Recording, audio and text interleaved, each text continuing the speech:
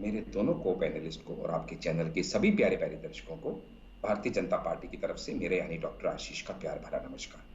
राणा जी, हमें समझना पड़ेगा कि जो नीति और कूटनीति है उसका अंतर है। यहाँ पे जस्टिन ट्रूडो की जो कूटनीति है वो थोड़ी सी उजागर आपके दर्शकों को होनी जरूरी है, क्योंकि ये अचानक से हुआ कदम नहीं है। G20 की बैठक के बाद आप समझिएगा, अभी इसमें से कई परतें खुलनी बाकी हैं।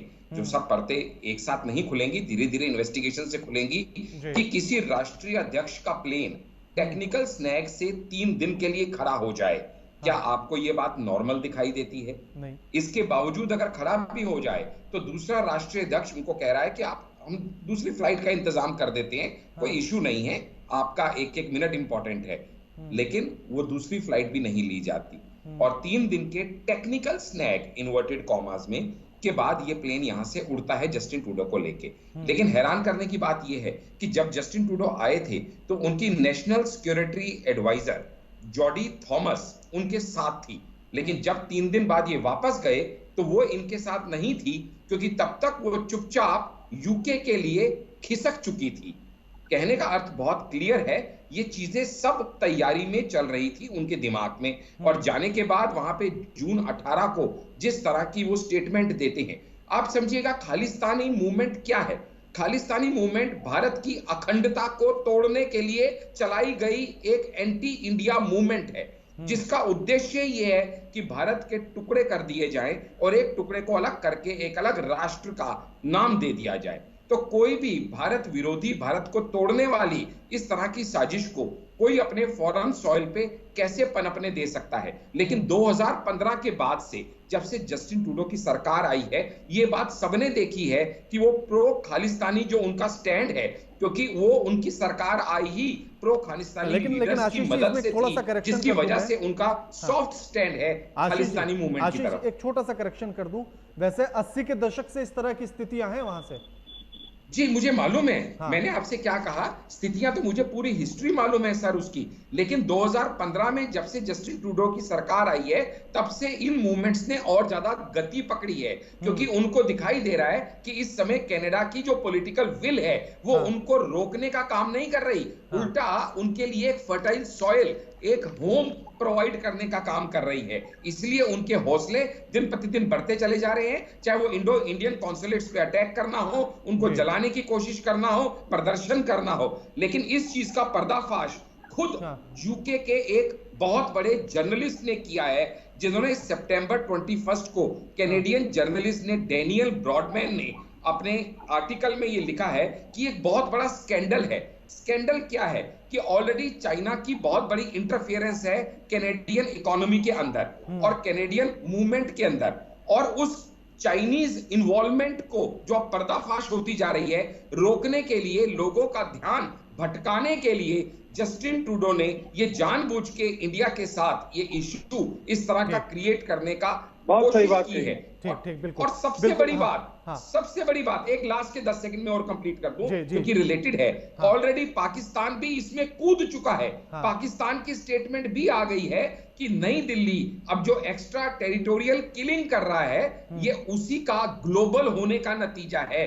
यानी जितनी एंटी इंडिया फोर्सेस हो, चाहे वो पाकिस्तान हो चाहे वो चाइना हो, दोनों का दोनों कंधों पे जस्टिन ट्रूडो के हाथ है, इसीलिए वो ऐसा दुस्साहस करने का प्रयत्न कर रहे हैं। बिल्कुल। आशीष जी, जिस तरह की यूं कहे कि क्या कनाडा को पाकिस्तान 2 कहा जा सकता है, क्योंकि वो आतंकियों को पालता है और ये खालिस्तानियों को पालता है? जी राणा जी, हमें ये फिर से एक बात मैं कहूंगा कि इसकी थोड़ी जो प्रणाली है, किस तरीके से हो रहा है, उसको समझेंगे तो आपके दर्शक एग्जैक्टली समझ पाएंगे। आप देखिएगा कि जून 18 को हरदीप सिंह निज्जर की असैसिनेशन होती है। ये हरदीप सिंह निज्जर कौन है? ये खालिस्तान टाइगर फोर्स का चीफ है। खालिस्तान टाइगर फोर्स कौन है? ये एक ऐसी ऑर्गेनाइजेशन है जिसको इंडिया में बैन किया गया है। तो जिस इंडिया में बैन की गई ऑर्गेनाइजेशन का चीफ मारा जाता है, वहां का प्राइम मिनिस्टर उसको बैंड टेररिस्ट कहने की बजाय ये कहता है कैनेडियन सिटीजन को कैनेडियन सॉइल पे इंडियन एजेंट्स ने मार दिया। यानी उनका सॉफ्ट स्टैंड और क्लियर उनका प्रो खालिस्तानी स्टैंड हम देख पाते हैं। इसको लाइटली लेगा इंडिया, ऐसा समझने की उन्होंने गलती की। ये 56 इंच के सीने के प्रधानमंत्री का भारत है आज, जिन्होंने इमीडिएटली जैसे ही उन्होंने सितंबर 18 को स्टेटमेंट दी, सितंबर 19 को कैनेडियन हाई कमीशन को कॉल कर लिया गया और डिप्लोमेट को एक्सपेल कर दिया गया। सितंबर 20 को एडवाइजरी इशू कर दी गई और सितंबर 21 को वीजा सस्पेंशन कर दिया गया। तो जितनी स्पीड से इंडिया ने स्टेप्स उठाए हैं, ये पूरी ग्लोबल फ्रेटर्निटी को समझ में आ गया है कि इंडिया अब बैकफुट पे खेलने वाला नहीं है। जो सबूत खुद कैनेडियन प्राइम मिनिस्टर के पास भी है, क्योंकि आपके दर्शक को शायद ये मालूम नहीं होगा कि इनकी एक एसोसिएशन है जिसको बोलते हैं फाइव आईज इंटेलिजेंस, जो एक जॉइंट इंटेलिजेंस का काम करती है। ये 5 देशों की इंटेलिजेंस इसमें जुड़ी हुई है, जिसमें कनाडा, यूके, यूएस, ऑस्ट्रेलिया और न्यूजीलैंड। ये 5 देशों की इंटेलिजेंस एक साथ मिलके किसी भी चीज को कॉम्बैक्ट करती है। और आपको हैरानी होगी जान के कि जबकि कनाडा इसका पार्ट है, फिर भी इन 4 देशों ने कनाडा के साथ खड़े होने पे मना कर दिया। यहां तक कि ऑस्ट्रेलियन प्राइम मिनिस्टर ने तो यहां तक कह दिया कि खुद ऑस्ट्रेलिया के अंदर 7.5 लाख इंडियंस शांति से रहते हैं और उनकी संप्रभुता और उनकी मान सम्मान की रक्षा करना हमारा कर्तव्य बनता है। ये बात अब कनाडा को धीरे धीरे ओवर पीरियड ऑफ टाइम समझ में आ चुकी है और आगे और अच्छे से समझ में आएगी जब ट्रेड डेफिसिट भी वो फील करेगा, जब वो खुद को अलग थलग होता महसूस करेगा और जिस पाकिस्तान की राह पे चल के, जिस पाकिस्तान की शय पे चल के वो ये काम करने का प्रयास कर रहा है। क्योंकि इस समय क्या है ना, वो आप समझिएगा कि जब आदमी हार जाता है ना तो वो इल्जाम लगाने के अलावा कुछ नहीं करता। अब ये सारे लुटे पुटे हारे हुए साथी, चाइना भी मुंह की खा चुका है भारत से, पाकिस्तान आइसोलेट हो चुका है और कनाडा उनका तीसरा साथी मिलके एक अलग से एंटी इंडिया फ्रंट की रचना कर रहे हैं, जिसमें उनको मुंह की खानी पड़ेगी। इसमें हम में से किसी को कोई शक नहीं। बिल्कुल। आशीष जी, लास्ट कमेंट आपसे, और सवाल यही है कि जो स्थिति बन रही है और जिस तरह से वहां भी इस बात को धमकी दी गई कि जितने भी हिंदू है कनाडा में वो यहां से चले जाएं, उनकी सुरक्षा के लिए सरकार क्या कर रही है? देखिएगा, हमने पहले भी आपसे ये कहा कि इंडियन सरकार अपने जितने भी रेजिडेंट्स वहां पे हैं उनकी सुरक्षा के लिए वचनबद्ध है, चाहे वो वेना की अपना ट्रीटी हो, चाहे वो इंटरनेशनल लोगों को साथ लेके चलना हो। लेकिन यहाँ पे इतना जो हौसला बुलंद है ना इस समय, हमने बताया जस्टिन ट्रूडो का, वो एक तो हमने रीजन बता दिया आपको। दूसरा एक रीजन मैं और बताता हूं कि जो अंदर की बात है वो ये है कि ऑलरेडी जितने मेजर मीडिया हाउसेस हैं कनाडा के, उसमें भी इनकी जो पार्टी है उसने करोड़ों का चंदा दे रखा है। तो वहां पे भी न्यूज प्रो ट्रूडो करके कास्ट की जाती हैं। तीसरा जो former Indian commissioner to Canada है विष्णु प्रकाश जी, उन्होंने ये बात ऑन रिकॉर्ड कही है कि खालिस्तानी लीडर्स जो हैं उनकी कनाडा की पॉलिटिक्स में बहुत स्ट्रॉन्ग इन्वॉल्वमेंट है और कई पार्लियामेंट्री कॉन्स्टिट्यूएंसीज को भी वो ओन करते हैं, इसलिए वो पॉलिटिकल माइलेज उनको वहां मिलती है। खालिस्तानी निज्जर हत्याकांड की आंच भारत और कनाडा के रिश्तों की तपिश अब बढ़ा रही है। कनाडा में भारत पर इस हत्याकांड का इल्जाम लगाया तो मोदी सरकार की तरफ से सख्त एक्शन लेना भी शुरू कर दिया गया। नमस्कार, मैं आपके साथ के राणा, एएमवी नेटवर्क देख रहे हैं आप।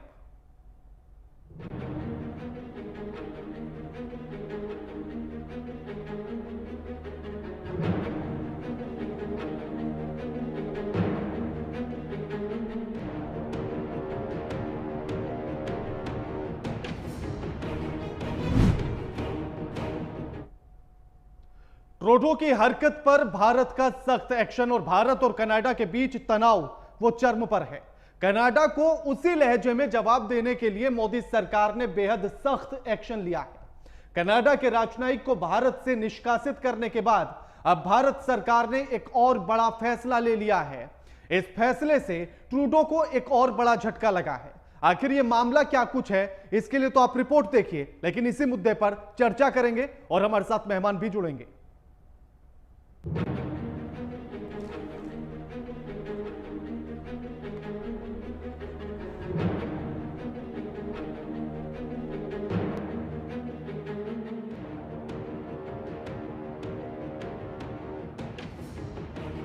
कनाडा के प्रधानमंत्री जस्टिन ट्रूडो को सबक सिखाने के लिए मोदी सरकार बेहद सख्त एक्शन मोड में दिखाई दे रही है। भारत ने कनाडा के नागरिकों के लिए वीजा सेवा को तत्काल प्रभाव से निलंबित कर दिया है। इससे पहले भारत की ओर से कनाडा न जाने और वहां रहने वाले भारतीय नागरिकों के लिए विशेष एडवाइजरी भी जारी की जा चुकी है। अब भारत सरकार ने कनाडा के नागरिकों के लिए वीजा सर्विस को सस्पेंड कर दिया है। भारत कनाडा के बीच जारी तनाव के बीच सरकार का ये बड़ा फैसला सामने आया है। कनाडा में एक ऑनलाइन वीजा आवेदन केंद्र BLS इंटरनेशनल ने अपनी वेबसाइट पर इस संबंध में नोटिस जारी किया है। कनाडा में रहने वाले और देश विरोधी गतिविधियों का विरोध करने वाले भारतीय खालिस्तानियों के निशाने पर हैं। इसे लेकर भारत ने अपने नागरिकों को विशेष रूप से सावधान रहने को कहा है। बता दें कि खालिस्तानी आतंकी हरदीप सिंह निज्जर की हत्या में कनाडा द्वारा भारत सरकार का हाथ होने का निराधार आरोप लगाए जाने के बाद दोनों देशों के संबंध बिगड़ चुके हैं। इतना ही नहीं, जस्टिन ट्रूडो ने भारत की छवि बिगाड़ने के लिए अमेरिका, ब्रिटेन, ऑस्ट्रेलिया समेत कई अन्य देशों से भी समर्थन जुटाने का प्रयास किया गया, लेकिन इसमें ट्रूडो को कामयाबी नहीं मिल सकी। इसके बाद से अब भारत कनाडा विवाद लगातार बढ़ता ही जा रहा है। कनाडा के PM जस्टिन ट्रूडो ने खालिस्तानी आतंकी हरदीप सिंह निज्जर की हत्या मामले में भारत पर आरोप लगाए जाने के साथ ही एक शीर्ष भारतीय राजनयिक को देश से निकाल दिया गया था। इसके बाद भारत ने भी कनाडा को उसी के लहजे में जवाब देते हुए उसके भी शीर्ष राजनयिक को देश छोड़ने का आदेश दे दिया था। तब से दोनों देशों के संबंध बेहद नाजुक होते गए। अब भारत ने कनाडा के नागरिकों के लिए वीजा सेवा को निलंबित कर दिया है। पिछले 3 दिनों में ये तीसरी बार है जब भारत ने कनाडा पर सख्त एक्शन लिया है। अभी भारत की ओर से कई और सख्त एक्शन लिए जाने की संभावना व्यक्त की जा रही है। NIA ने कनाडा में रहने वाले कई आतंकियों की सूची भी जारी की है, ताकि भारत के खिलाफ गतिविधियों में शामिल होने के बावजूद उन्हें समर्थन देने वाले कनाडा की पोल पूरी दुनिया के सामने खोली जा सके और ट्रूडो को दुनिया के सामने अलग थलग किया जा सके। Bureau report, AMV network.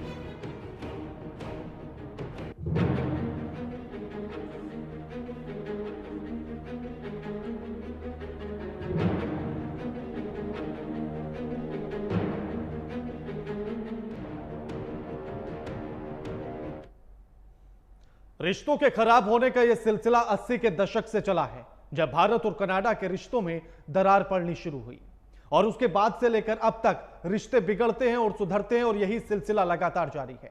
लेकिन एक बार फिर से जिस तरह के रिश्ते खराब होते जा रहे हैं, इससे किसी एक को नहीं बल्कि दोनों ही देशों को परेशानी, दिक्कतें और तमाम तरह की समस्याएं उनके सामने आएंगी। और इन्हीं मुद्दों को लेकर आज हम चर्चा करेंगे। हमारे साथ जो मेहमान जुड़ गए उनका परिचय आपसे करा देते हैं। हमारे साथ डॉक्टर ब्रह्मदीप अलूने जुड़ गए हैं, फॉरेन एक्सपर्ट हैं। योगेश सोनी दीक्षित जुड़ गए, राजनीतिक विश्लेषक हैं। और डॉक्टर आशीष हांडा हमारे साथ जुड़ गए हैं, बीजेपी के नेता हैं। आप तीनों का स्वागत है AMV नेटवर्क पर।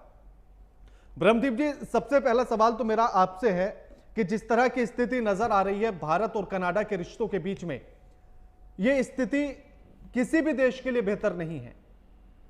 फिर ये इस तरह की स्थिति बन क्यों रही है? कनाडा आखिर लगातार ऐसी हरकतें कर क्यों रहा है? देखिए राणा जी, जो कूटनीति होती है या जो राजनीतिक संबंध होते हैं, दरअसल वो एक पर्दा होता है और अपेक्षा ये की जाती है कि उस पर्दे के पीछे दोनों राष्ट्र या बहुराष्ट्रीय तौर पर एक दूसरे के संबंध स्थापित कर लें। अब वो जो पर्दा है उसको उठाने की जो हिमाकत की है वो ट्रूडो ने की है। और ट्रूडो जो है एक चूंकि कनाडा के शीर्षस्थ नेता है, उनको ये पर्दा उठाना नहीं चाहिए था, क्योंकि इस पर्दे के पीछे बहुत सारे पाप छुपे हैं। और पाप वो है कि जो खालिस्तान है भारत के लिए एक बेहद संवेदनशील मुद्दा है। बिल्कुल। आप पिछले 3 दशकों 4 दशकों से ले ले कनिष्ठ विमान की जो हादसा हुआ था, उसकी जांच जो है उसमें कितने लोगों को सजा हुई है, उसकी जो जांच रिपोर्ट है आज तक वो क्लियर हो ही नहीं पाई है।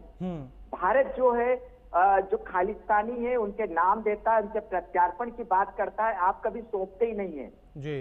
वियना कन्वेंशन ये कहता है कि आपके देश में जो राजनयिक कार्यालय है उनको आप सुरक्षा प्रदान करें, खालिस्तानी उसको निशाना बनाते हैं लेकिन आप उसको सुरक्षा देते ही नहीं है।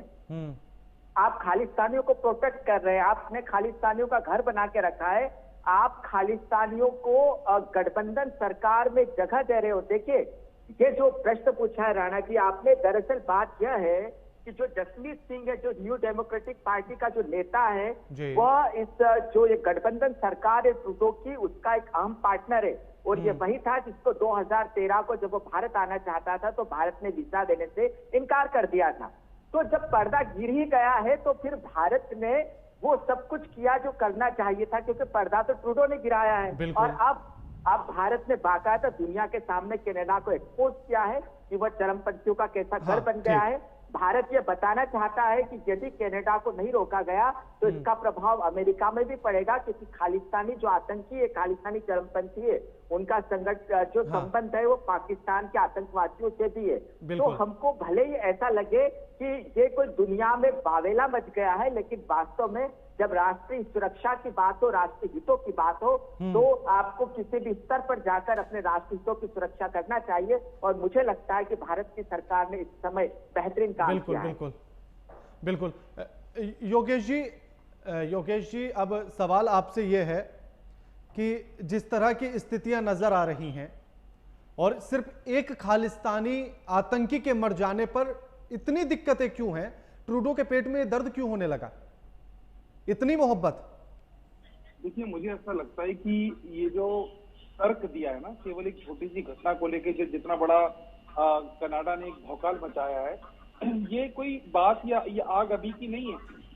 और चीजों में, इन सब चीजों में पहले से हमेशा अपनी जबरदस्ती की उपस्थिति दर्ज कराता है। आप इतिहास देख लीजिए, लगभग 4 दशकों के कालखंड में उन्होंने कितनी बार इस तरीके की बातें और हरकत करी है। लेकिन वो कनाडाई पीएम ये नहीं जानते कि यहाँ से सालाना 3.25 लाख या 3.5 लाख बच्चे जाते हैं, जिससे उन्हें कितना बड़ा आर्थिक फायदा होता है। और यहाँ पर जो इसके अलावा जो तमाम करार होते हैं, भाई ये नॉर्मल कोई दोस्ती नहीं है, यारी दोस्ती की तुमने बोलना बंद करा, मैंने बोलना बंद करा, तुम अपने घर राज्य अपने घर जाती। जब हम एक विश्व पटल पर होते हैं तो तमाम तरीके के हमारे गठबंधन होते हैं, तमाम तरीके की इस तरीके की चीजें होती हैं जिससे दोनों देश एक दूसरे के पूरक बन जाते हैं। हाँ। आप पड़ोसी देश से देख लीजिए, पाकिस्तान से हमारी कितनी लगती है, बावजूद उससे हमारा इतना व्यापार है, दोनों तरफ निर्यात और आयात है, उसको भी अगर मद्देनजर रखते आप देखेंगे तो हमारा कनाडा से भी तमाम तरीके के करार हैं। लेकिन जैसी ये हवा चल पड़ी है और यदि ऐसा ही रहता है तो इससे, जैसा आपने अपने शुरुआती इंट्रोडक्शन में कहा, दोनों देशों को नुकसान होगा, एक को नहीं होगा। हाँ। लेकिन जैसे रूस और यूक्रेन की घटना को देख लीजिए कि कहीं भी यूक्रेन पीछे नहीं हटा और अपने वर्चस्व की लड़ाई लड़ रहा था। तो राणा साहब, मेरा कहने का मतलब ये है कि जब बात वजूद और वर्चस्व पे आती है तो फिर फायदा नुकसान नहीं देखा जाता। अगर आप जवाब नहीं देंगे सामने वाले देश को, अगर आपको जिस तरीके से वो ट्रीट कर रहा है, तो आपको आगे वाले समय में या कोई भी ऐसा देश हल्के में ले सकता है। तो उत्तर देना पड़ता है, कई बार नुकसान देकर या नुकसान खाकर, क्योंकि हाँ। कहानी जब वजूद और वर्चस्व की होती है तब आदमी फायदा नुकसान नहीं देखता है। तो कनाडाई पीएम ने जिस तरीके से इस बात को एक मतलब कहते हैं ना, छोटी सी बात का बहुत पतंगड़ बना देना, केवल उन्होंने इस बात का ये बताया जबकि इस बात से हमारा कहीं कोई लेना देना नहीं है। अगर कोई बैठ के जिम्मेदारी कोई ले कोई कुछ कर ले तो उसमें वो कार्रवाई हो रही है, वो खुला तो नहीं घूम रहा था। और जो घटना घटी उसके समाधान की बजाय तो आप अगर इस तरीके की हरकत करेंगे तो आने वाले भविष्य जो होगा उसमें तो दूध में मक्खी भी गिर जाएगी। तो आप इस पर आरोप लगा दोगे कि ये भारत सरकार की ओर से या भारत की वजह से हुआ या भारतीयों की वजह से हुआ। बड़ी मुश्किल में बड़ी मेहनत होती है किसी भी संबंध को बनाने में। आपके अपने दोस्त मित्र घरवाली माँ बाप संबंध बनाने में समय लग जाता है, लेकिन बिगाड़ने में केवल एक क्षण ऐसा होता है जिससे आदमी सब कुछ बर्बाद कर देता है। तो कनाडाई की जो विवेक है, जो उसकी सोचने की शक्ति है, मुझे ऐसा व्यक्तिगत लगता है बेहद कमजोर है। और उनको इन बातों पे मंथन करने की जरूरत है कि जिस तरीके की बात का उन्होंने बतंगड़ बना के ये हरकतें करी है, उससे कहीं ना कहीं क्षति का जो पैमाना है तो बहुत बड़ा हो सकता है। राणा साहब, बिल्कुल। आशीष जी, एक तरफ तो G20 को लेकर हम ये कह रहे हैं कि हमने सबको साथ ले आए, सब हमने हमारे मित्र हो गए हैं, और दूसरी तरफ भारत से जाने के बाद ही तुरंत बाद आंखें दिखाने लगे ट्रूडो। और वो कह रहे हैं कि G20 की बैठक के समय भी मैंने प्रधानमंत्री को बताया था निज्जर की हत्या की जांच के बारे में। मेरे दोनों को पैनलिस्ट को और आपके चैनल के सभी प्यारे प्यारे दर्शकों को भारतीय जनता पार्टी की तरफ से मेरे यानी डॉक्टर आशीष का प्यार भरा नमस्कार। राणा जी, हमें समझना पड़ेगा कि जो नीति और कूटनीति है उसका अंतर है। यहाँ पे जस्टिन ट्रूडो की जो कूटनीति है वो थोड़ी सी उजागर आपके दर्शकों को होनी जरूरी है, क्योंकि ये अचानक से हुआ कदम नहीं है। G20 की बैठक के बाद आप समझिएगा, अभी इसमें से कई परतें खुलनी बाकी हैं, जो सब परतें एक साथ नहीं खुलेंगी, धीरे धीरे इन्वेस्टिगेशन से खुलेंगी कि किसी राष्ट्रीय अध्यक्ष का प्लेन टेक्निकल स्नैग से 3 दिन के लिए खड़ा हो जाए। क्या आपको ये बात नॉर्मल दिखाई देती है? नहीं। इसके बावजूद अगर खड़ा भी हो जाए तो दूसरा राष्ट्रीय अध्यक्ष उनको कह रहा है कि आप हम दूसरी फ्लाइट का इंतजाम कर देते हैं, कोई इश्यू नहीं है, आपका एक एक मिनट इंपॉर्टेंट है। लेकिन वो दूसरी फ्लाइट भी नहीं ली जाती और 3 दिन के टेक्निकल स्नैग इन्वर्टेड कॉमास में के बाद ये प्लेन यहां से उड़ता है जस्टिन ट्रूडो को लेके। लेकिन हैरान करने की बात ये है कि जब जस्टिन ट्रूडो आए थे तो उनकी national security advisor Jody Thomas उनके साथ थी, लेकिन जब 3 दिन बाद ये वापस गए तो वो इनके साथ नहीं थी, क्योंकि तब तक वो चुपचाप यूके के लिए खिसक चुकी थी। कहने का अर्थ बहुत क्लियर है, ये चीजें सब तैयारी में चल रही थी उनके दिमाग में। और जाने के बाद वहां पे जून 18 को जिस तरह की वो स्टेटमेंट देते हैं, आप समझिएगा खालिस्तानी मूवमेंट क्या है। खालिस्तानी मूवमेंट भारत की अखंडता को तोड़ने के लिए चलाई गई एक एंटी इंडिया मूवमेंट है, जिसका उद्देश्य यह है कि भारत के टुकड़े कर दिए जाएं और एक टुकड़े को अलग करके एक अलग राष्ट्र का नाम दे दिया जाए। तो कोई भी भारत विरोधी, भारत को तोड़ने वाली इस तरह की साजिश को कोई अपने फॉरेन सॉइल पे कैसे पनपने दे सकता है। लेकिन 2015 के बाद से, जब से जस्टिन ट्रूडो की सरकार आई है, ये बात सबने देखी है कि वो प्रो खालिस्तानी जो उनका स्टैंड है, क्योंकि वो उनकी सरकार आई ही प्रो खालिस्तानी लीडर्स की मदद से थी, जिसकी वजह से उनका सॉफ्ट स्टैंड है खालिस्तानी मूवमेंट की तरफ। एक छोटा सा करेक्शन कर दूं, वैसे 80 के दशक से इस तरह की स्थितियां हैं वहां से। जी मुझे मालूम है, मैंने आपसे क्या कहा, स्थितियां तो मुझे पूरी हिस्ट्री मालूम है सर उसकी। लेकिन 2015 में जब से जस्टिन ट्रूडो की सरकार आई है, तब से इन मूवमेंट्स ने और ज्यादा गति पकड़ी है, क्योंकि उनको दिखाई दे रहा है कि इस समय कनाडा की जो पॉलिटिकल विल है वो उनको रोकने का काम नहीं कर रही, उल्टा उनके लिए एक फर्टाइल सॉइल, एक होम प्रोवाइड करने का काम कर रही है। इसलिए उनके हौसले दिन प्रतिदिन बढ़ते चले जा रहे हैं। चाहे वो इंडो इंडियन कॉन्सुलेट्स पे अटैक करना हो, उनको जलाने की कोशिश करना हो, प्रदर्शन करना हो। लेकिन इस चीज का पर्दाफाश खुद यूके के एक बहुत बड़े जर्नलिस्ट ने किया है, जिन्होंने सितंबर 21 को कैनेडियन जर्नलिस्ट ने डैनियल ब्रॉडमैन ने अपने आर्टिकल में ये लिखा है कि एक बहुत बड़ा स्कैंडल है। स्कैंडल क्या है कि ऑलरेडी चाइना की बहुत बड़ी इंटरफेरेंस है कैनेडियन इकोनॉमी के अंदर और कैनेडियन मूवमेंट के अंदर, और उस चाइनीज इन्वॉल्वमेंट को जो पर्दाफाश होती जा रही है, रोकने के लिए, लोगों का ध्यान भटकाने के लिए जस्टिन ट्रूडो ने ये जानबूझ के इंडिया के साथ ये इश्यू इस तरह का क्रिएट करने का बहुत सही बात की है। ठीक, बिल्कुल। और सबसे बड़ी बात, सबसे बड़ी बात, एक लास्ट के 10 सेकंड में और कंप्लीट कर दूं क्योंकि रिलेटेड है। ऑलरेडी पाकिस्तान भी इसमें कूद चुका है। पाकिस्तान की स्टेटमेंट भी आ गई है कि नई दिल्ली अब जो एक्स्ट्रा टेरिटोरियल किलिंग कर रहा है, ये उसी का ग्लोबल होने का नतीजा है। यानी जितनी एंटी इंडिया फोर्सेस हो, चाहे वो पाकिस्तान हो, चाहे वो चाइना हो, दोनों का दोनों कंधों पे जस्टिन ट्रूडो के हाथ है, इसीलिए वो ऐसा दुस्साहस करने का प्रयत्न कर रहे हैं। बिल्कुल अरुणा जी, सवाल इसीलिए ये उठता है कि अगर इस तरह के रिश्ते लगातार खराब होंगे तो स्थितियां दोनों देशों के लिए परेशानी वाली होंगी। ऐसे में निवेश पर भी असर पड़ेगा, आर्थिक तौर पर भी असर पड़ेगा, सैन्य तौर पर भी असर पड़ेगा। लेकिन उसके बाद भी अगर खराब हो रहे हैं तो क्या सुधारने का कोई रास्ता नजर आता है, या सिर्फ अब जवाब देना है, यही रास्ता बचा है? देखिए राणा जी, जो वैश्वीकरण है, वैश्वीकरण का जो युग है, ये चौथा दशक शुरू हो गया है और इस दौरान दुनिया के जो हित है वो एक दूसरे से बहुत साझा हो गए। लेकिन हमको यहाँ पर ये समझना पड़ेगा कि हम आर्थिक प्रतिबद्धताओं के कारण हमारी सामरिक सुरक्षा को खतरे में नहीं डाल सकते, राष्ट्रीय सुरक्षा को खतरे में नहीं डाल सकते। बेशक हमारे आर्थिक संबंध है कनाडा से, लेकिन इसका मतलब यह नहीं हो सकता कि वो यहाँ के चरमपंथियों को पाले और हम खामोश रह जाएं। दूसरी बात यह भी, आपको यह भी देखना पड़ेगा कि भारत और कनाडा का जब कंपैरिजन करते हैं तो दोनों देशों की जरूरतें किसको कितनी है। अब देखिए, जो कनाडा है वो बहुत बड़ा देश है। यदि जमीन की बात की जाए, क्षेत्रफल की बात की जाए, तो भारत से कहीं बड़ा देश है। अमेरिका से लगती उसकी सीमा है, लेकिन वैश्वीकरण के युग में कनाडा से बड़ा बाजार भारत है और आज के दौर में बाजार चाहिए। दूसरी बात यह है कि जो अमेरिका या यूरोप की इंडो पैसिफिक रणनीति है, उसके जो बराक ओबामा ने शुरू की थी हिंद प्रशांत रणनीति, उसके केंद्र में भारत है। क्योंकि यह जो हिंद महासागर है, यहाँ से पूरा व्यापार होता है। यदि इस व्यापार को बाधित कर दिया गया तो यूरोप बर्बाद हो जाएगा और चाइना को रोकने के लिए भारत की बहुत जरूरत है।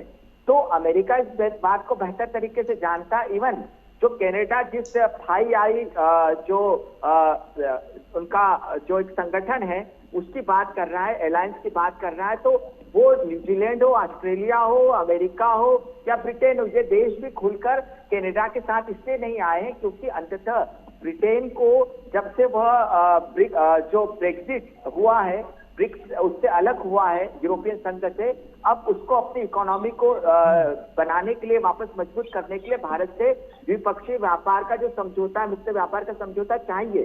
तो अब आपके साथ में तो अमेरिका खड़ा है, ना ब्रिटेन खड़ा है, ना ऑस्ट्रेलिया खड़ा है, ना कनाडा खड़ा है, और यह नहीं भूलना चाहिए कि क्वाड जो है इसमें से अधिकांश जो देश है वो मेंबर भी है।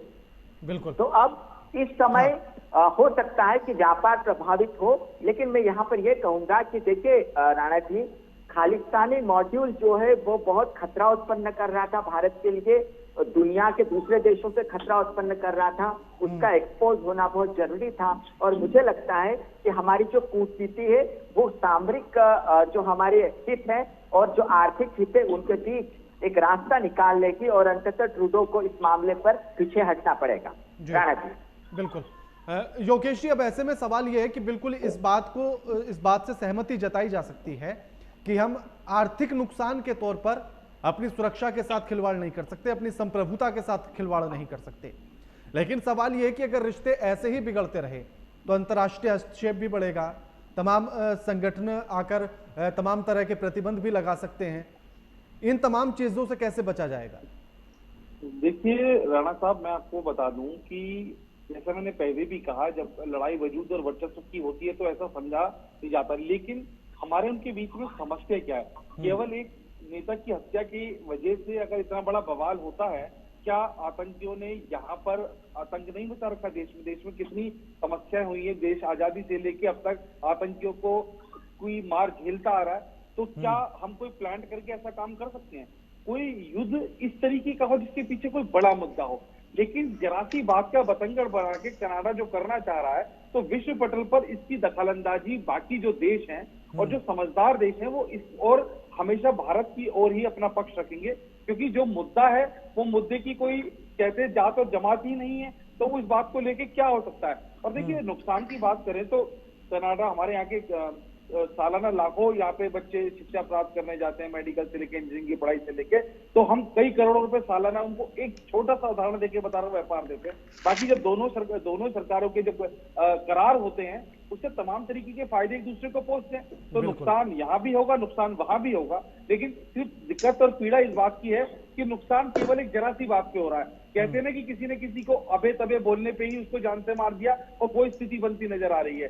तो मोटे तौर पे हम तकनीकी बातें कर लें पिछले इतिहास से लेकर और अभी इसकी, लेकिन मोटे तौर पे राणा साहब समझे तो ऐसी चीजों के उत्पन्न करने के लिए, जैसे भी हमारे अभी साथी मित्र आशीष साहब ने बताया कि ये जो रूपरेखा, ये संरचना, ये एकदम तैयार नहीं हुई है, या इस बात को लेके एकदम वो नहीं हुआ, इसकी भूमिका पहले से ही बनते आ रही थी और वो उस बात की, उसकी जो शैली थी, कार्यशैली, वो पिछले कई समय से नजर भी आ रही थी। और हम देख रहे थे कि जैसा उसका व्यवहार है, जैसी उसकी बातें हैं, या जैसी वो जिस तरीके की उसकी हमें ऐसे कहीं उसकी शैली नजर आ रही थी हमारे प्रति, वो कहीं ना कहीं बात समझ, हमें कहीं ना कहीं बात को विपरीत लेके जा रही थी। तो बहुत अच्छी और बहुत समझने की बात है कि अगर इतनी सी बात पे कनाडा एक्सपोज होता है तो हम आगे अपना और बचाव भी कर सकते हैं। ठीक है आशीष जी, जिस तरह की यूं कहे कि क्या कनाडा को पाकिस्तान 2 कहा जा सकता है, क्योंकि वो आतंकियों को पालता है और ये खालिस्तानियों को पालता है? जी राणा जी, हमें ये फिर से एक बात मैं कहूंगा कि इसकी थोड़ी जो प्रणाली है, किस तरीके से हो रहा है, उसको समझेंगे तो आपके दर्शक एग्जैक्टली समझ पाएंगे। आप देखिएगा कि जून 18 को हरदीप सिंह निज्जर की असैसिनेशन होती है। ये हरदीप सिंह निज्जर कौन है? ये खालिस्तान टाइगर फोर्स का चीफ है। खालिस्तान टाइगर फोर्स कौन है? ये एक ऐसी ऑर्गेनाइजेशन है जिसको इंडिया में बैन किया गया है। तो जिस इंडिया में बैन की गई ऑर्गेनाइजेशन का चीफ मारा जाता है, वहां का प्राइम मिनिस्टर उसको बैंड टेररिस्ट कहने की बजाय ये कहता है कैनेडियन सिटीजन को कैनेडियन सॉइल पे इंडियन एजेंट्स ने मार दिया। यानी उनका सॉफ्ट स्टैंड और क्लियर उनका प्रो खालिस्तानी स्टैंड हम देख पाते हैं। इसको लाइटली लेगा इंडिया, ऐसा समझने की उन्होंने गलती की। ये 56 इंच के सीने के प्रधानमंत्री का भारत है आज, जिन्होंने इमीडिएटली, जैसे ही उन्होंने सितंबर 18 को स्टेटमेंट दी, सितंबर 19 को कैनेडियन हाई कमीशन को कॉल कर लिया गया और डिप्लोमेट को एक्सपेल कर दिया गया। सितंबर 20 को एडवाइजरी इशू कर दी गई और सितंबर 21 को वीजा सस्पेंशन कर दिया गया। तो जितनी स्पीड से इंडिया ने स्टेप्स उठाए हैं, ये पूरी ग्लोबल फ्रेटर्निटी को समझ में आ गया है कि इंडिया अब बैकफुट पे खेलने वाला नहीं है। जो सबूत खुद कैनेडियन प्राइम मिनिस्टर के पास भी है, क्योंकि आपके दर्शक को शायद ये मालूम नहीं होगा कि इनकी एक एसोसिएशन है जिसको बोलते हैं फाइव आईज इंटेलिजेंस, जो एक जॉइंट इंटेलिजेंस का काम करती है। ये 5 देशों की इंटेलिजेंस इसमें जुड़ी हुई है, जिसमें कनाडा, यूके, यूएस, ऑस्ट्रेलिया और न्यूजीलैंड। ये 5 देशों की इंटेलिजेंस एक साथ मिलके किसी भी चीज को कॉम्बैक्ट करती है। और आपको हैरानी होगी जान के कि जबकि कनाडा इसका पार्ट है, फिर भी इन 4 देशों ने कनाडा के साथ खड़े होने पे मना कर दिया। यहां तक कि ऑस्ट्रेलियन प्राइम मिनिस्टर ने तो यहां तक कह दिया कि खुद ऑस्ट्रेलिया के अंदर 7.5 लाख इंडियंस शांति से रहते हैं और उनकी संप्रभुता और उनकी मान सम्मान की रक्षा करना हमारा कर्तव्य बनता है। ये बात अब कनाडा को धीरे धीरे ओवर पीरियड ऑफ टाइम समझ में आ चुकी है और आगे और अच्छे से समझ में आएगी जब ट्रेड डेफिसिट भी वो फील करेगा, जब वो खुद को अलग थलग होता महसूस करेगा और जिस पाकिस्तान की राह पे चल के, जिस पाकिस्तान की शय पे चल के वो ये काम करने का प्रयास कर रहा है। क्योंकि इस समय क्या है ना, वो आप समझिएगा कि जब आदमी हार जाता है ना तो वो इल्जाम लगाने के अलावा कुछ नहीं करता। अब ये सारे लुटे पुटे हारे हुए साथी, चाइना भी मुंह की खा चुका है भारत से, पाकिस्तान आइसोलेट हो चुका है और कनाडा उनका तीसरा साथी मिलके एक अलग से एंटी इंडिया फ्रंट की रचना कर रहे हैं, जिसमें उनको मुंह की खानी पड़ेगी। इसमें हम में से किसी को कोई शक नहीं। बिल्कुल बिल्कुल बिल्कुल। अलूना जी, अब सवाल ऐसे में मेरा ये है कि जिस तरह से तमाम आतंकी संगठन के पीछे पाकिस्तान है, उसकी फंडिंग है, चीन की फंडिंग है या और देशों की भी है, तो क्या इसी तरह से खालिस्तान के पीछे कनाडा खड़ा है और कनाडा के पीछे भी कुछ देश होंगे?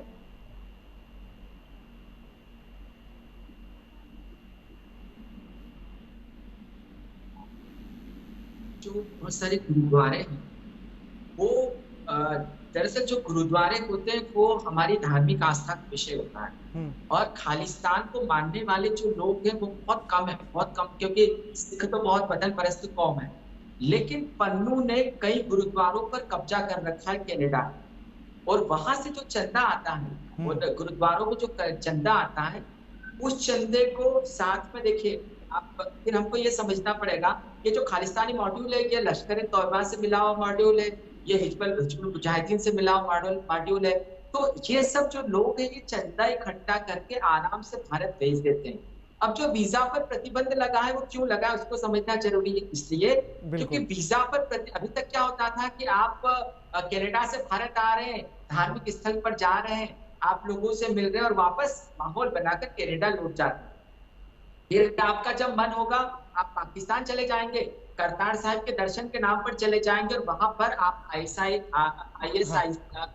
के आकाओं से मिलने चले जाएंगे। बस अलूना जी थोड़ा सा संक्षेप में बताइएगा क्योंकि समय कम है, थोड़ा सा। जी। तो अब भारतीय सरकार जो है ऐसे लोगों पर कड़ी नजर रखेगी और ये सोचना गलत है कि इसका प्रभाव विद्यार्थियों पर पड़ेगा या अच्छे लोगों पर पड़ेगा। ये जो वीजा पॉलिसी ये प्रभावित करेगी खालिस्तानियों को, उसके सिवा आम भारतीयों को ज्यादा परेशानी नहीं होने वाली। राणा जी ठीक, बिल्कुल। योगेश जी संक्षेप में ही बताइएगा। और मेरा सवाल यह है कि अभी तो सिर्फ वीजा सस्पेंड हुआ है, क्या इसके आगे की और क्या कुछ कार्रवाई हो सकती है कनाडा के खिलाफ? देखिए, हम अपनी तरफ से पहल नहीं कर रहे हैं किसी भी चीज की। जैसा कनाडा हमें व्यवहार करेगा हम उसका उत्तर जरूर देंगे, क्योंकि आज की स्थिति है कि आपने उत्तर नहीं दिया तो विपक्षी बाहरी देश तो छोड़ो, अपने देश का विपक्षी कह देगा कि मोदी के बस की कुछ नहीं है, वो कोई कार्रवाई नहीं कर पाते। तो हम तो अपनी बाहर से ज्यादा अपने लोगों से भी कई बार पीड़ित और परेशान हो जाते हैं। हालांकि मैं कोई राजनीतिक बात नहीं करना चाहता, लेकिन फिर भी ये बताऊंगा कि जैसा जिस देश में जो बात करेगा उसको उसी में उत्तर दिया जाएगा, क्योंकि हालात अब वो नहीं है। आज हम विश्व गुरु में अपनी विश्व गुरु बन चुके हैं और अपनी उपस्थिति दर्ज हर पटल पे कराना जानते हैं। तो मैं नहीं मानता कि अगर वो जैसा करेगा हम अपनी ओर से कोई पहल नहीं करेंगे। मोदी इतना संयम अपना रखते हैं कि उनको किसी भी चीज को हड़बड़ाहट में या जल्दबाजी में या बौखलाहट में किसी भी बात का वो निर्णय नहीं लेते। वो तो यूक्रेन और रूस जैसे देश का सर से सर मिलाने में लगे हैं, तो खुद अपने से किसी से क्यों बिगाड़ेंगे? बिल्कुल बिल्कुल योगेश जी, समय बड़ा कम है। हाँ आशीष जी, लास्ट कमेंट आपसे। और सवाल यही है कि जो स्थिति बन रही है और जिस तरह से वहां भी इस बात को धमकी दी गई कि जितने भी हिंदू हैं कनाडा में वो यहां से चले जाएं, उनकी सुरक्षा के लिए सरकार क्या कर रही है? देखिएगा, हमने पहले भी आपसे ये कहा कि इंडियन सरकार अपने जितने भी रेजिडेंट्स वहां पे हैं उनकी सुरक्षा के लिए वचनबद्ध है, चाहे वो वेना कि अपना ट्रीटी हो, चाहे वो इंटरनेशनल लोगों को साथ लेके चलना हो। लेकिन यहाँ पे इतना जो हौसला बुलंद है ना इस समय, हमने बताया जस्टिन ट्रूडो का, वो एक तो हमने रीजन बता दिया आपको। दूसरा एक रीजन मैं और बताता हूं कि जो अंदर की बात है वो ये है कि ऑलरेडी जितने मेजर मीडिया हाउसेस हैं कनाडा के, उसमें भी इनकी जो पार्टी है उसने करोड़ों का चंदा दे रखा है, तो वहां पे भी न्यूज प्रो ट्रूडो करके कास्ट की जाती हैं। तीसरा जो former Indian commissioner to Canada है विष्णु प्रकाश जी, उन्होंने ये बात ऑन रिकॉर्ड कही है कि खालिस्तानी लीडर्स जो हैं उनकी कनाडा की पॉलिटिक्स में बहुत स्ट्रांग इन्वॉल्वमेंट है और कई पार्लियामेंट्री कॉन्स्टिट्यूएंसीज को भी वो ओन करते हैं, इसलिए वो पॉलिटिकल माइलेज उनको वहां मिलती है। हाँ बिल्कुल, शुक्रिया आप तीनों मेहमानों का हमारे साथ चर्चा में जुड़ने के लिए और अपना कीमती समय देने के लिए। लेकिन जिस तरह की स्थिति भारत और कनाडा के बीच में बन रही है वो दोनों ही देशों के लिए सही नहीं है, ना आर्थिक तौर पर, ना ही सैन्य तौर पर और ना ही फिर अंतर्राष्ट्रीय स्तर पर। इसलिए इन स्थिति को शांतिपूर्वक जितना सुधारा जा सकता है उतना बेहतर होगा। लेकिन कनाडा सिर्फ एक खालिस्तानी आतंकी की हत्या के बाद उसकी मौत पर आकर जिस तरह से बिलबिला रहा है, यह अपने आप में तमाम सवाल खड़े करता है और विश्व पटल पर कनाडा की हकीकत को भी दिखाता है। लगातार खबरों के लिए देखते रहिए एएमवी नेटवर्क। नमस्कार।